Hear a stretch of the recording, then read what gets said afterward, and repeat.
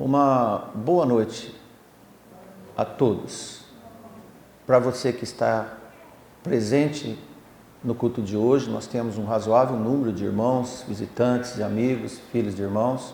Nós queremos agradecer a Deus que você veio e que você volte cheio da informação de Deus, depois dos cânticos, das orações, das apresentações, e também você que está na rede de transmissão nos ouvindo. Sem demorar, nós vamos trazer para a igreja um versículo inicial que está em Mateus capítulo 25 e verso 46. Na verdade, é o último versículo desse capítulo. Ele é um versículo conclusivo de um assunto que nós vamos comentar, e não só nesse assunto, mas nós vamos abranger mais, porque hoje nós vamos falar sobre o inferno. O que anda acontecendo? Na verdade, existe um movimento de esconder o inferno e a existência dele. Na verdade, as pessoas deveriam se livrar do inferno e não omitir. E existe um consenso não declarado, operado pela maldade, por Satanás, para que espalhe uma certa descrença sobre o inferno, a sua existência literal, e alguns já pregam um inferno simbólico, a não existência dele. Mas o que diz a palavra de Deus? Não o que dizem os homens, o que diz a palavra de Deus. Jesus disse neste versículo: "E irão estes para o tormento eterno, mas os justos para a vida eterna." Amém? Vamos orar. Amado Deus, queremos te agradecer. Pedimos que o Senhor nos dê sabedoria para mantermos fiéis, submissos à palavra, e que possamos anunciar na íntegra o que é da sua vontade e não nossa.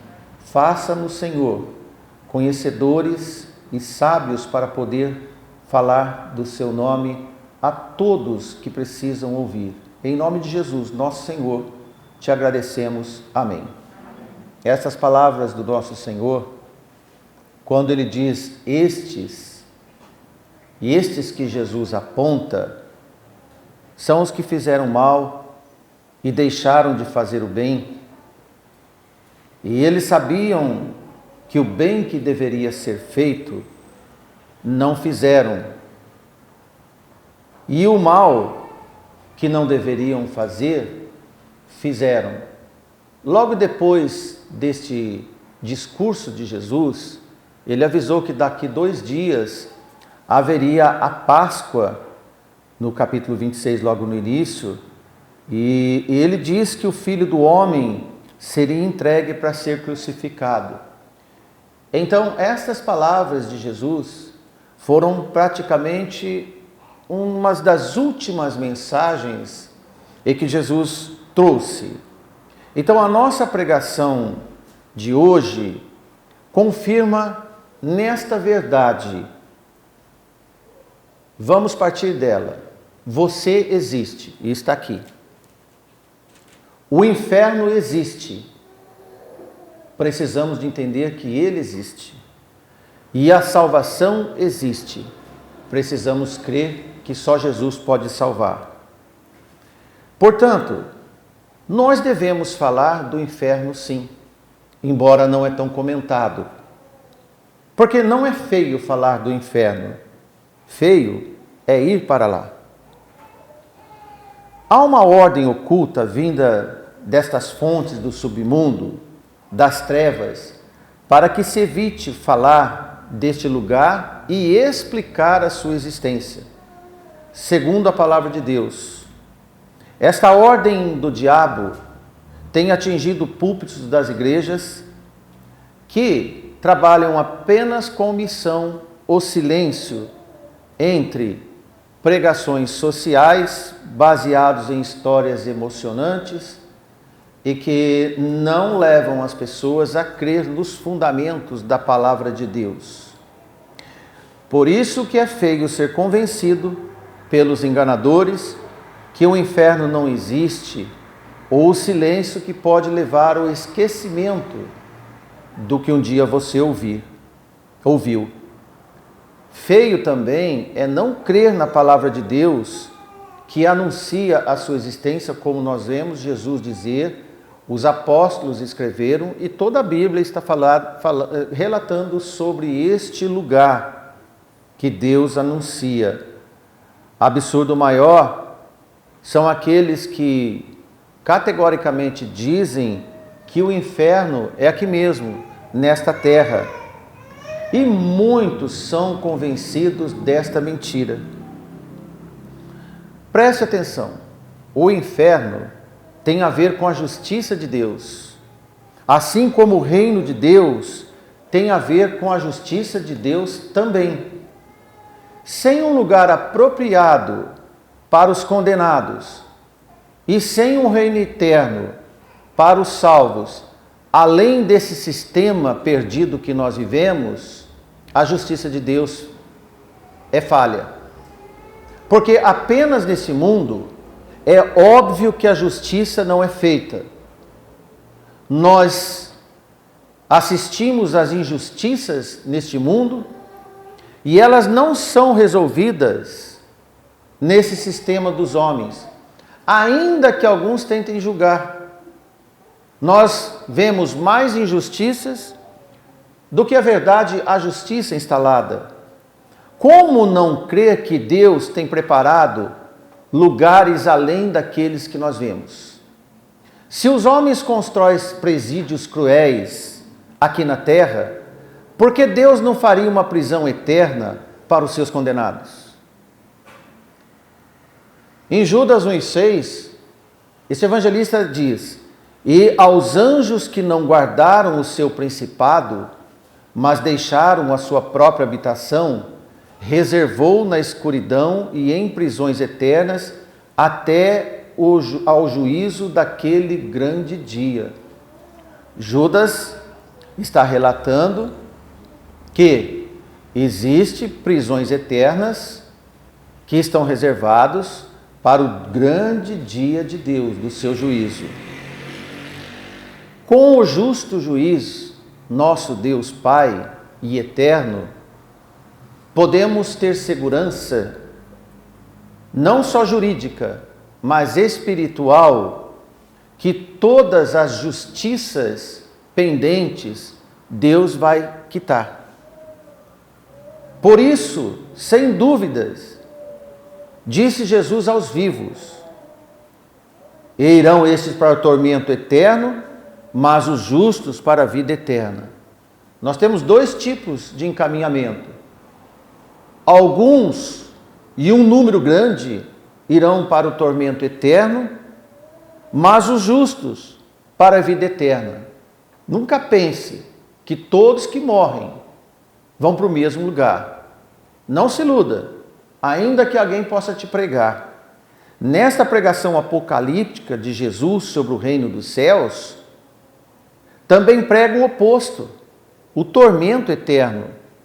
E se você começar a ler o capítulo 25, Jesus faz uma apresentação do reino eterno e termina dizendo sobre o tormento eterno. E nesse texto faz parte da conclusão dos seus ensinamentos desse texto. Após contar algumas parábolas, propriamente duas principais, sobre os acertos dos últimos tempos, dentre elas a parábola das 10 virgens e a parábola dos talentos. Na conclusão da parábola das 10 virgens, por exemplo, disse Jesus no versículo 13: vigiai, pois, porque não sabeis o dia nem a hora que o Filho do Homem há de vir.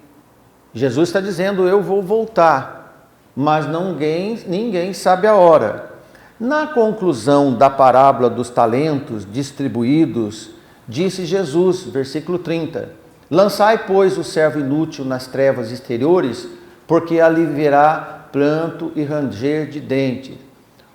Um resumo brevíssimo desta parábola: um certo homem foi viajar E ele deu 5 talentos para um, deu 2 talentos para outro e deu 1 talento para o terceiro.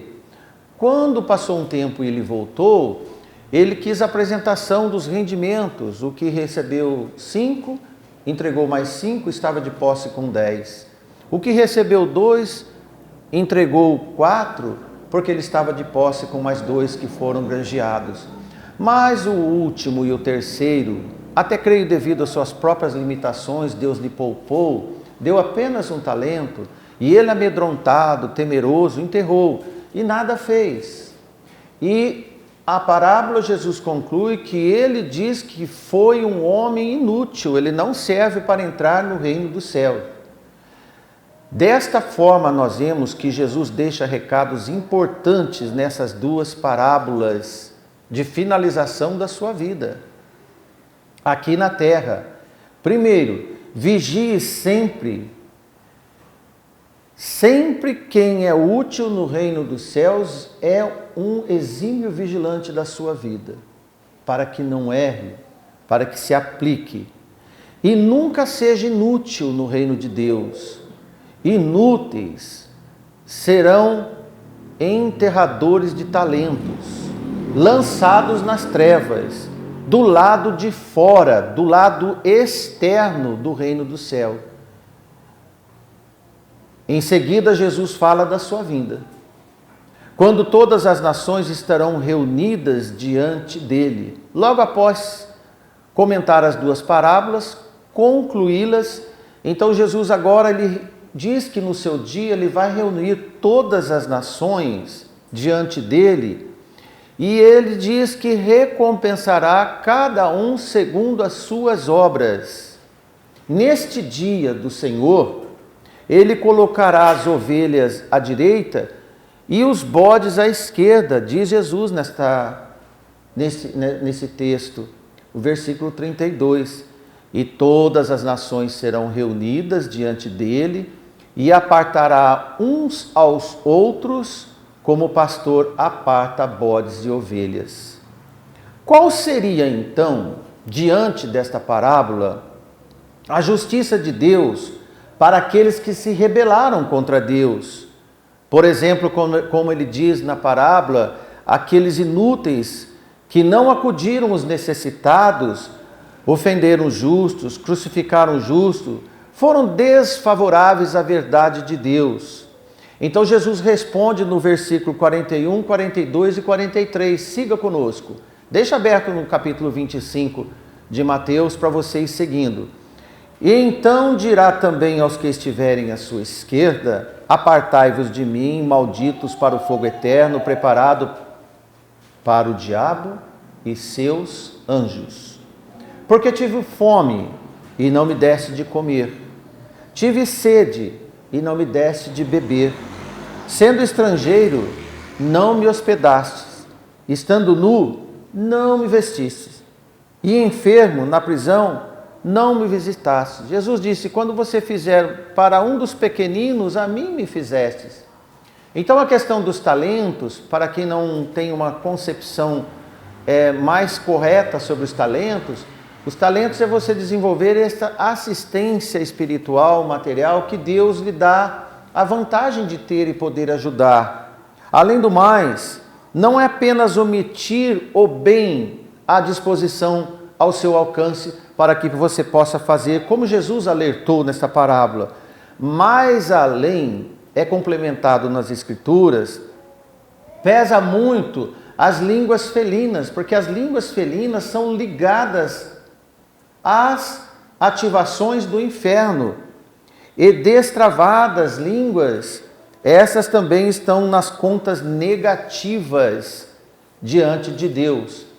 E quem informou num paralelo com essa passagem de Jesus foi Tiago, evangelista, capítulo 1, versículo 26. E ele diz: se alguém entre vós cuida ser religioso e não refreia sua língua, antes engana o seu coração e a religião deste é vã. Tiago estava falando sobre a religião da formalidade. Versículo 27 é bem conhecido, que nós não vamos ler. ele diz qual é a verdadeira religião, que é visitar os órfãos e as viúvas nas suas tribulações. Como nós conhecemos bastante o versículo 27, nós optamos ler o versículo 26, porque ele diz que se alguém tem uma religião de formalidade apenas, e o que recebeu um talento, ele teve religião de formalidade, porque ele temeu muito a Deus. Ele escondeu tanto que ele tinha medo, diz ele. Então foi uma religião de aparência. E ele diz que nada adianta ter essa religião, porque ele engana a si mesmo. E essa religião é vã. Ela não tem sentido nenhum diante de Deus. Porque os religiosos maledicentes estão mais em contato com as fontes do inferno do que da graça de Deus. De modo que Jesus alerta para a necessidade de acudir os necessitados e não devemos destruir o próximo com palavras. Olha, duas coisas paralelas. Além de não ajudar, se tem condição de ajudar, destrói com a língua. De forma que maldizer alguém é o oposto de abençoar alguém. Mais à frente, Tiago complementa sobre as fontes das línguas soltas. É onde nós queremos ler para você sobre a fonte de onde vem a maledicência. No capítulo 3 e versículo 6, Tiago diz, a língua também é um fogo. Ora, fogo a gente vê no inferno, no lago de fogo, depois da segunda morte, como mundo de iniquidade. A língua está posta entre os nossos membros e contamina todo o corpo e inflama o curso da natureza e é inflamada pelo inferno. Entende, irmãos? Esse recado é sério. Nós colocamos aqui hoje para ler Mateus capítulo 25, onde Jesus apresenta o reino dos céus e também o tormento eterno por causa da ineficiência, da omissão. E agora nós vemos Tiago dizer que todos esses linguajares, essas posturas omissas e verbais, elas são acesas pelo inferno. Se não houvesse esse lugar reservado aos destruidores de gente, como nós vemos Tiago e Jesus dizer, como é que Deus implicaria a sua justa justiça naqueles que continuam e pereceram obstinados, endividados pelos seus pecados da desobediência a Deus? Por causa desse sombrio destino, em que muitos estão comprometidos e envolvidos, anunciar a existência do inferno não é bem aceita. Para aqueles que se reservam a sua hospedagem futura, falar do inferno anda causando constrangimento, não só religioso, mas também social. O inferno não tem significado condenatório para aqueles que estão no caminho do reino eterno, certo? Para nós tanto faz o que o inferno vai fazer, porque o Senhor já nos livrou desta morte. Então, os salvados em Cristo creem sim no inferno, embora nunca estarão lá, porque estarão onde Jesus vai estar. Mas os salvos não têm dificuldades para comentar sobre este lugar horrível. No entanto, muitos dos que não aceitam a existência e nem querem falar sobre ele, ao mesmo tempo, têm medo e pavor. Os filhos de Deus não têm medo do inferno, embora saiba que lá é um lugar de tormento eterno. Mas aqueles que não estão seguros no Senhor, têm medo do inferno. Pois se alguém tem pavor de algum lugar, é sinal, na verdade, que no fundo ele crê na existência. É porque acredita na existência. E sabe, na verdade, que está sendo encaminhado para lá. Então, falar dele dá pavor e não arrependimento. Tem diferença entre o pavor e o arrependimento. Somente quando observamos a palavra de Deus é que percebemos que existe uma operação silenciosa dos enganadores para ocultar este lugar. Você entende por que agora? Esses também ocultam a ressurreição de Cristo, por exemplo, para enganar o povo. Enganam duas coisas importantíssimas: a ressurreição de Cristo e a existência do inferno. E se Cristo não ressuscitou e o inferno não existe,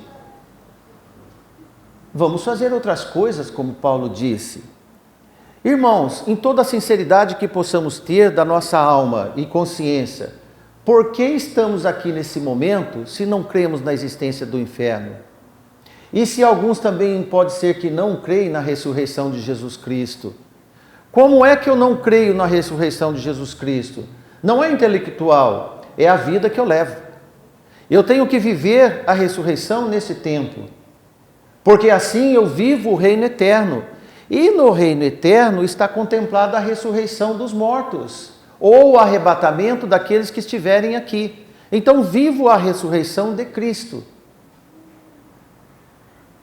Segundo João 1,7, João escreve: porque já muitos enganadores entraram no mundo, e de fato estão se multiplicando, os quais não confessam que Jesus veio em carne. Este tal enganador é o anticristo. Mas ainda Paulo diz em Timóteo, capítulo 3, versículo 13: mas os homens maus e enganadores irão de mal a pior, ora enganando e ora sendo enganados. É uma troca horrível de um enganar o outro, e aí vão se levando e entra naquela filosofia que está acontecendo no mundo hoje. A mentira, quanto mais falada, as pessoas creem que é verdade. Assim também o inferno. Quanto mais fala que o inferno não existe, as pessoas vão acreditar nessa mentira. Então o que eu posso dizer para você, e para que você seja um pregador na sua casa, aos seus filhos e aos do seu alcance, por favor, não dê ouvidos a estes enganadores, porque muitos acreditam que o inferno é aqui e usam exemplos das desgraças que andam acontecendo com os homens. Essas desgraças que ocorrem no mundo e andam ocorrendo cada vez mais, são acontecimentos provocados por aqueles que estão na sala de espera do inferno. E querem fazer da terra, neste tempo, como será as suas vidas eternas. É uma questão de vocação. Preste atenção. Então, o comportamento que as pessoas têm nesse mundo da maldade é uma antessala que eles vão já estar para a vida eterna. Por outro lado, os salvos devem ter um comportamento do reino eterno, vidas diferentes. Esta é a nossa vocação em Cristo. Porque a nossa vocação em Cristo não é desacreditar do inferno, porque para nós tanto faz ele existir ou não. O importante é que a nossa vocação está voltada para o reino eterno e não para a condenação eterna. Mais um assunto já na metade da nossa pregação de hoje. Nós vamos ver um caso e um fato em Lucas 16, 28 e 30, bem conhecido, entre dois personagens, aquele rico e o pobre Lázaro, adoentado, cheio de chagas. Nós ouvimos o rico desesperado clamar, logo depois que ele morreu. Depois de ele estar naquele tormento eterno, sofrendo, ele acordou. A pior situação de uma pessoa é acordar fora de hora. Todos aqueles que vão para a condenação eterna e não acordam no dia de hoje vão ter o mesmo sintoma que nós vamos ler. E ele diz assim: pois eu tenho 5 irmãos, para lhes dê testemunho, a fim de que não venham também para este lugar de tormento. Disse-lhe Abraão: tem Moisés, tem os profetas, ouçam-nos. Quer dizer, os seus parentes devem ouvir os pregadores, ler a Bíblia. Então disse o rico, antes descrente na terra e agora apavorado e perturbado: não, pai Abraão, mas se algum dentre os mortos fosse ter com eles, arrepender-se-iam.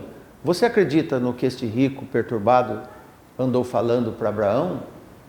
Olha, ele disse: Senhor, se algum daqui do inferno saísse agora e fosse pregar na terra, muitas pessoas iam se arrepender.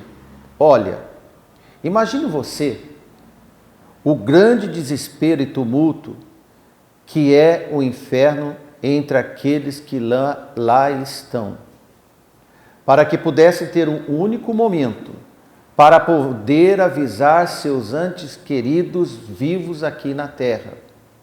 Certamente eles seriam os melhores pregadores do evangelho do arrependimento neste mundo.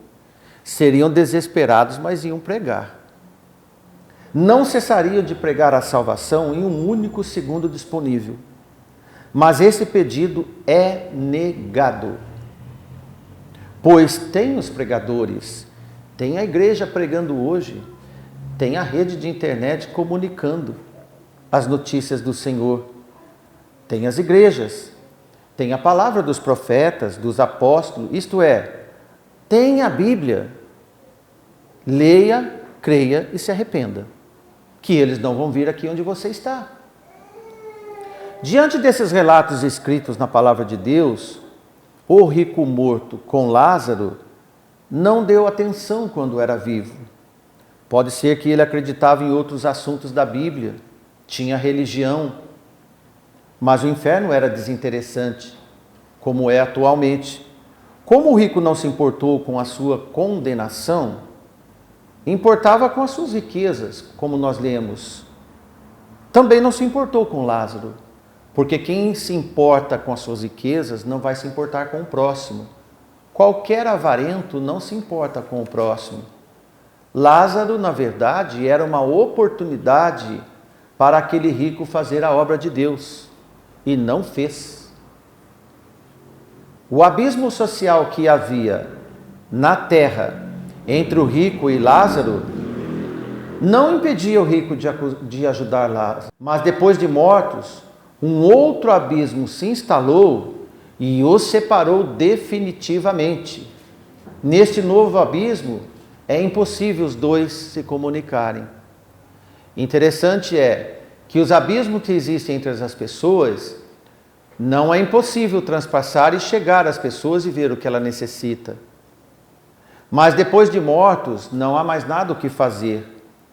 Em Lucas 16 e 26, é onde nós vemos Lucas escrever: além de tudo isto, está posto um grande abismo entre nós e vós, de sorte que os que quisessem passar daqui para vós não poderiam, nem tampouco os de passar de lá para cá.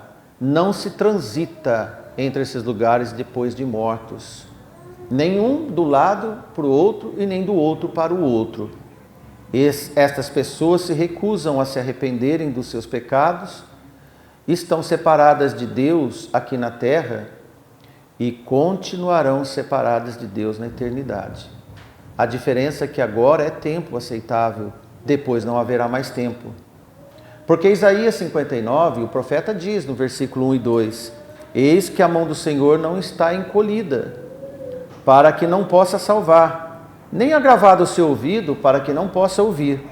Mas as vossas iniquidades fazem separação entre vós e o vosso Deus, e os vossos pecados encobrem o seu rosto de vós, para que não vos ouça. Entendeu? Mas enquanto o homem está vivo, há esperança.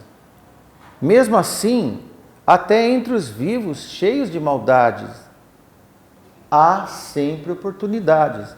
Eclesiastes 9:4, olha que interessante o que este homem de Deus diz: ora, para aquele que está entre os vivos, há esperança, porque é melhor um cão vivo do que um leão morto. Entendeu?